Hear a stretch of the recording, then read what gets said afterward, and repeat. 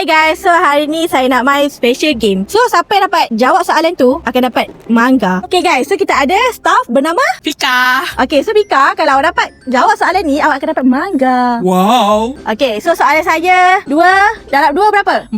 Wah, awak dapat mangga ni. Tapi sabar, awak pegang ni jap. Awak ada pilihan. Sebab awak dapat jawab satu soalan, jadi awak nak mystery gift ke awak nak mangga? Sebagai wanita, saya ambil yang ni lah. Okay, cuba awak buka dulu. Awak buka dan awak show dekat kamera. So, awak dapat apa? Mangga. Mangga! Wah, awak sangat beruntung hari ini. Okay, next. So, kita ada cikgu Azan. Okay, cikgu. Kalau cikgu dapat jawab soalan saya, so cikgu akan dapat mangga. Okey. Kalau cikgu nak buat lesen lori, lesen apa yang cikgu kena ada? Mesti ada lesen D competence setahun ke atas. Okay, cikgu. So, cikgu dapat mangga. Kejap. Tapi untuk game ni ada special. Cikgu Apa nak dia? pilih mystery gift ke cikgu nak pilih mangga? Selalunya misteri lagi bagus lah daripada Wah, mangga. okay, so cikgu buka mystery gift ni, cikgu tunjuk dekat kamera. Cikgu dapat apa?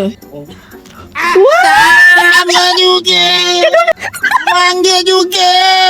Okay, cikgu sangat beruntung hari ini.